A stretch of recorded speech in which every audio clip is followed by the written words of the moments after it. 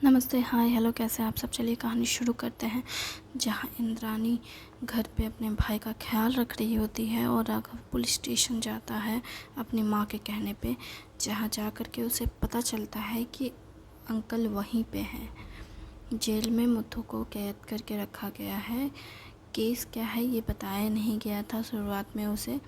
बाद में बहुत पूछने के बाद पता चलता है उसे कि ये इथी का केस है, रॉ पैसे का, कि हेरा फेरी की गई है पैसे को लेकर के सरकार के साथ, जिसको लेकर के वो बोलता भी है कि ये इसमें इनकी क्या गलती है, पहले वाले मुखिया ने किया है, इसमें इनकी कोई गलती नहीं।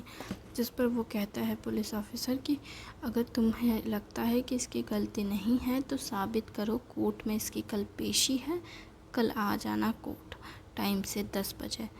जिस पर वो कहता है ठीक है। फिर वो आंटी को लेता है और कहता है चलिए आंटी घर चलते हैं। जिस पर वो कहती है कि घर जाकर मैं क्या करूँगी और बेटी पूछेगी तो क्या कहूँगी। जिस पर वो कहता है कि सच कह दीजिएगा।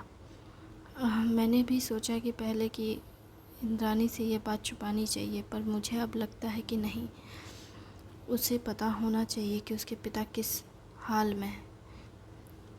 जिस पर वो कहती है कि पता नहीं हमारे घर को किसकी नज़र लग गई, पहले ऐसा कुछ नहीं था पर अब सब कुछ उलट पुलट हो गया है। जिस पर वो कहता है कि चिंता मत कीजिए, हम सब मिलकर सारे रास्ते ढूंढ लेंगे और सभी मुसीबतों का हल भी निकल जाएगा। ठीक है, चलिए अभी आंटी घर चलते हैं। जिस पर वो कहती है कि घर जा कर के क्या करूँगी, खाना तो बनाना है, खाना बनाना होगा ना। जिस पर वो कहते हैं कि चिंता मत कीजिए, सब हो जाएगा, अब घर चलिए। फिर वो राघव आंटी को लेकर के घर जाता है। गांव में जाने के बाद वो अपने घर के चौखट पे आकर जैसे रुक जाती है। राघव कहता है क्या हुआ। जिस पर कहती है इस पे तो ताला लगा हुआ था ना। जिस पर कहता है वो मैंने तो कहा था कि भाई को खाना खिला रही है। अच्छा हाँ ठीक है, ताला इंद्राणी ने तोड़ा या तुमने, या उसने तोड़ लिया ईशांत ने। जिस पर वो कहते हैं कि नहीं, किसी ने कोई ताला नहीं तोड़ा है, अपने आप खुल गया। ऐसे कैसे अपने आप खुल गया। जिस पर वो कहता है कि ये तो आपकी बेटी का कमाल है, इसे छोड़िए, आप बस आराम से चलिए। फिर वो घर के अंदर आती है तो इंद्राणी अपनी माँ को गले लगा लेती है और कहती है माँ क्या बात है, आप इतनी परेशान क्यों हैं, क्या हुआ है। जिस पर मीरा कहती है कि कुछ नहीं, बस थोड़ी परेशान हूँ, थक गई हूँ। भाई ने खा लिया खाना ईशांत ने। हाँ भैया ने खा लिया, मैंने उन्हें खाना दे दिया है, आप बैठो मैं खाना बना देती हूँ, क्योंकि अब तो आपको भी भूख लगी होगी ना। जिस पर वो कहता है कि नहीं, माँ को मतलब आंटी को मैंने खाना खिला दिया है, आंटी को बस थोड़ी देर सोने दे दो। जिस पर वो कहती है ठीक है। माँ कुछ हुआ है क्या, पिताजी कहाँ हैं। जिस पर वो कहती है मुझे सोना है। जिस पर राघव उन्हें इंद्राणी को इशारे में कहता है कि जाने दो माँ को। इंद्राणी छोड़ देती है और अपनी माँ को जाने देती है। वो जाकर अपने कमरे में सो जाती है और ऐसा सबको लगता है, पर वो जाकर के अपने बेड पे लेटी रहती है और रोती है, खुद में जैसे टूटी हुई बिखरी हुई, खुद को समेटने की कोशिश कर रही होती है। इधर इंद्राणी राघव को लेकर बाहर जाती है और राघव से पूछती है क्या हुआ है।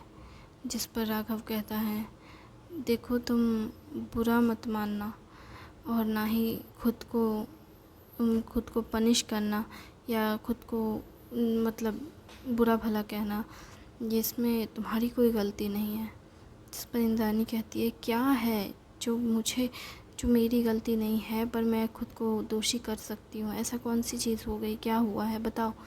जिस पर वो कहता है कि ज़्यादा कुछ नहीं, वो तुम्हारे भाई के साथ ये सब हुआ ना, तो उन्हें लगा कि ताकतवर बनना ज़रूरी है, तो उन्होंने पंचायत में मतलब पंचायत के मुखिया से मदद मांगी थी, तो उन्होंने अपनी पोस्ट दे दी तुम्हारे पिता को।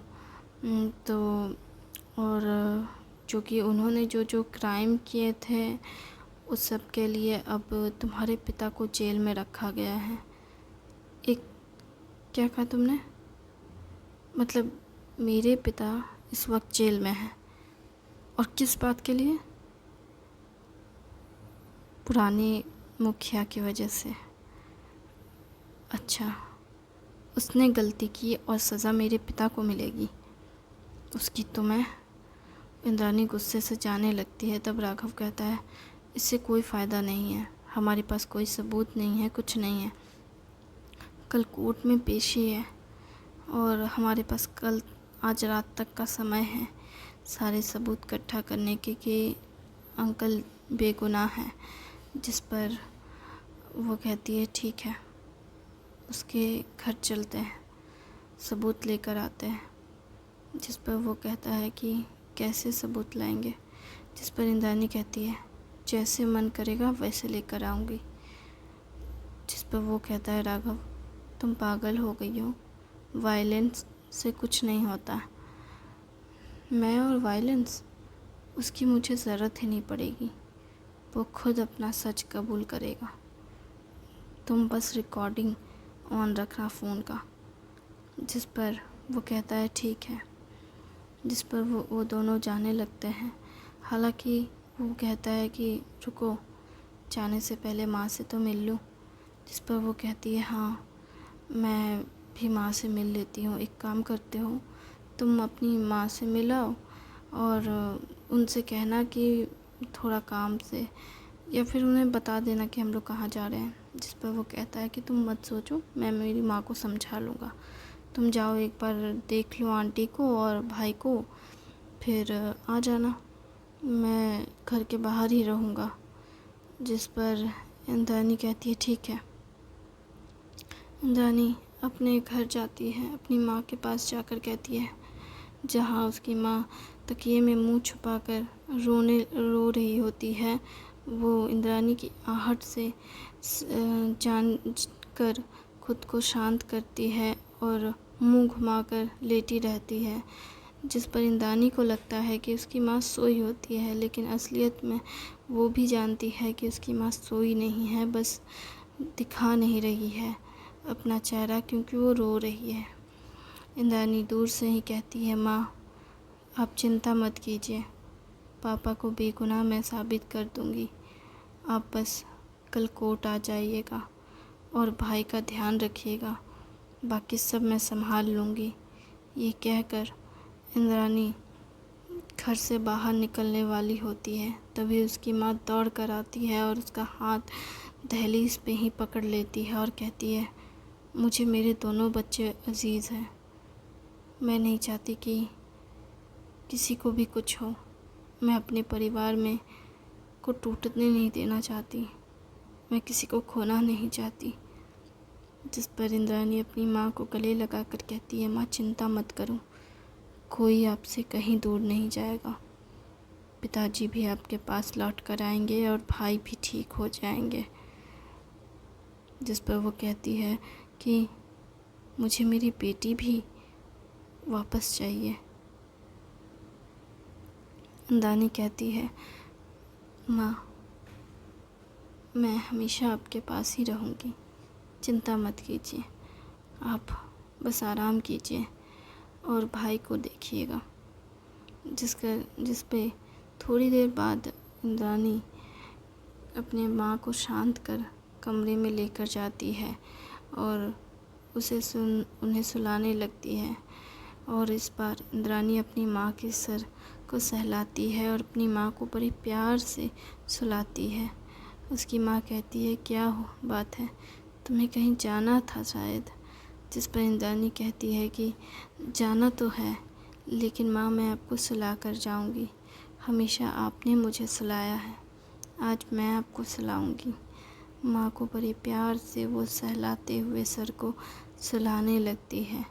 सुलाने के बाद माँ के कमरे का दरवाज़ा भिड़का कर वो अपने भाई के पास जाती है और अपने भाई के सर पे, यानी अपने भैया के सर पे सहलाने लगती है और तब उसका भाई जाग जाता है और वो जैसे गुस्से में होता है। तब वो उसे गुस्से में उसका गला दबाने लगता है फिर से, जैसे उसे दौरे पड़े हो। तब वो अपने भैया के सर को फिर से सहलाते हुए कहती है, भैया माँ का ख्याल रखिएगा, माँ बहुत दर्द में है, पिताजी जेल में हैं, आप बस खुद को संभाले रखिएगा और माँ को बस परेशान मत कीजिएगा। अगर आप खुद को संभाल लेंगे तो मैं बाकी सारी चीज़ें संभाल लूँगी।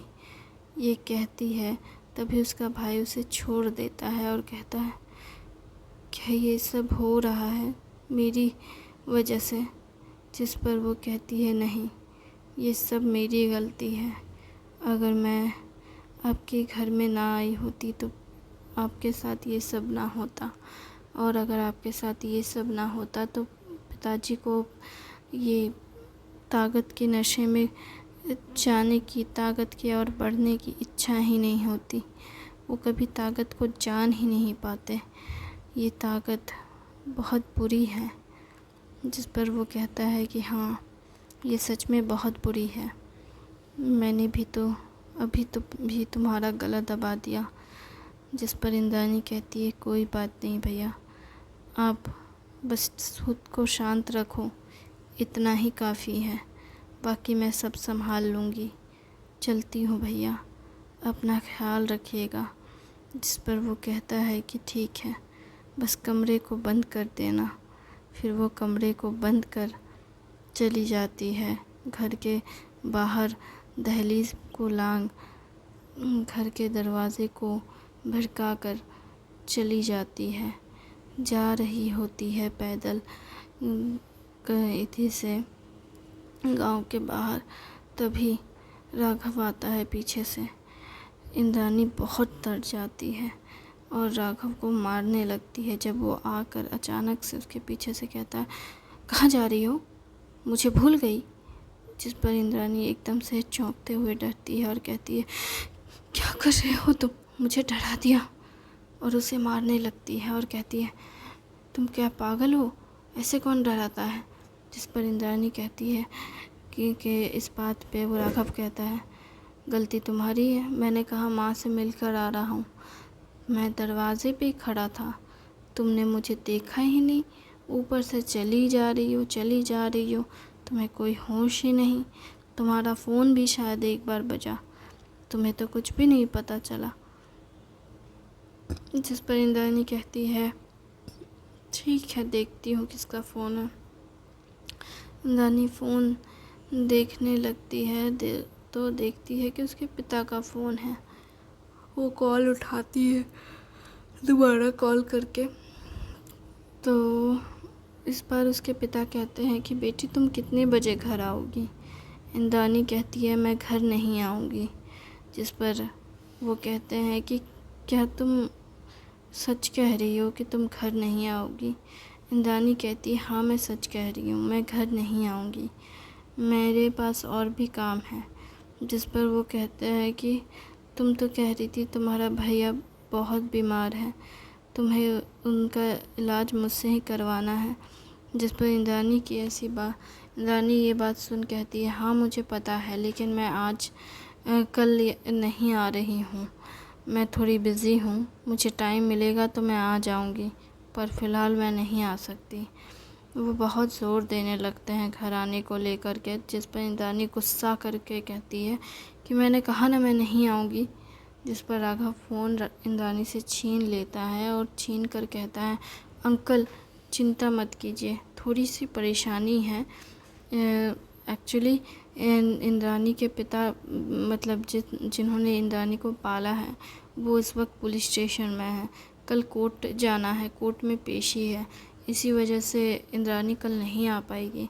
और चिंता मत कीजिए, जैसे केस वो सब ख़त्म हो जाएगा तब मैं खुद ही इंद्रानी को लेकर आ जाऊंगा आपके पास, और भैया को भी लेकर आऊँगा, ईशांत को, भाई को। जिस पर इंद्रानी कहती है मैं नहीं जाऊंगी, बोली ना, कहा ना मैंने।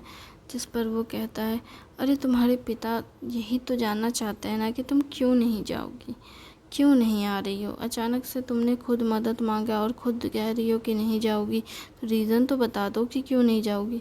क्या वो मेरे इतने करीब हैं कि मैं उन्हें रीज़न बताऊं। ये वो फ़ोन पे रहते हैं। तभी इंद्रानी कहती है तो उनको बहुत बुरा लगता है ये बात कि क्या वो मुझे इतना भी गैर गुज़ार समझी है कि वो मुझे ये तक नहीं बता सकती कि उसके साथ क्या चल रहा है।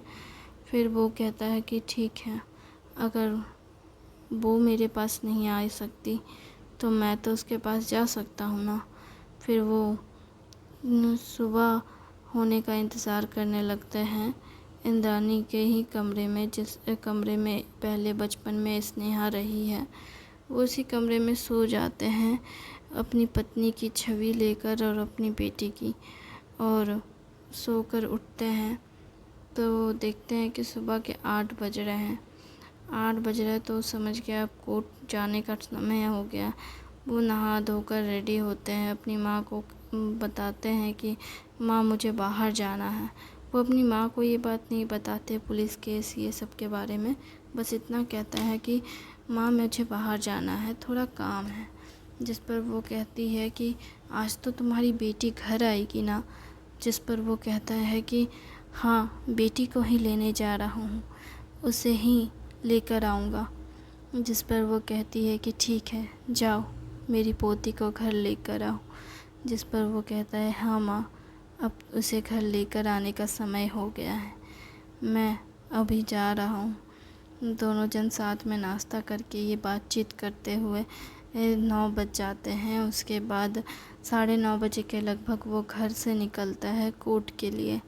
और इधर इंद्रानी रात के समय में ही जब जाती है उसके घर, पुराने पंचायत मुखिया के घर, तो उसके घर में उसे बहुत सारे डॉक्यूमेंट्स वगैरह मिल जाते हैं, लेकिन उसकी कोई रिकॉर्डिंग नहीं होती है। इसलिए वो सुबह में फिर उसके घर जाती है सबूत ढूंढने के लिए, जिससे ये प्रूफ किया जा सके कि उसने जानते बूझते ये सारे काम किए हैं। जिस पर वो उसे देख लेता है और कहता है तुम यहाँ क्या कर रही हो मेरे घर पे। जिस पर इंद्रानी कहती है कि मुझे पता है कि तुमने ही करप्शन किया है, तुम्हारी ही गलती है जिसकी वजह से आज मेरे पिता जेल में हैं। जिस पर वो कहता है कि इस बात का क्या सबूत है कि मेरी गलती है और इस वजह से तुम्हारे पिता जेल में हैं। जिस पर इंद्रानी कहती है मेरे पास सबूत तो नहीं है, लेकिन बहुत जल्द मेरे पास सबूत भी होगा, गवाह भी होगा, और कोर्ट में मेरी ही फेवर में बयान और मेरे पिता को छोड़ा जाएगा। जिस पर वो कहता है ठीक है, तो देखते हैं कि क्या होता है, फ़िलहाल तो तुम्हारे पास कोई सबूत नहीं है। जिस पर इंद्रानी कहती है मुझे पता है कि तुमने क्या क्या करप्शन किए हैं। जिस पर वो कहता है क्या मतलब। इंद्रानी एकदम से उसके पास जाने लगती है। इधर राघव भी कैमरा ऑन कर रिकॉर्डिंग ऑन कर रखता है। उसे पता नहीं चलता कि रिकॉर्डिंग या कैमरा कुछ ऑन है। उसको लगता है कि वो कुछ भी बोल सकता है, तो वो इंद्रानी जब उसके करीब जा कर के ये कहती है कि तुम्हारी आँखों में दिखता है कि तुम कितने लालची हो, तुमने कितने लोगों को अपने बातों के जाल में फंसाकर उनसे पैसे वसूले हैं और कैसे कैसे गंदे गंदे काम किए हैं। तुम्हारी आँखों में दिखता है कि तुम कितने हवस के पुजारी हो। एकदम से तुम्हारे आसपास बहुत सारी औरतें रही हैं, और ये इसलिए रही है क्योंकि तुमने उन्हें आसपास रखा है और बहुत गंदे नज़रों से देखते हो तुम उन्हें।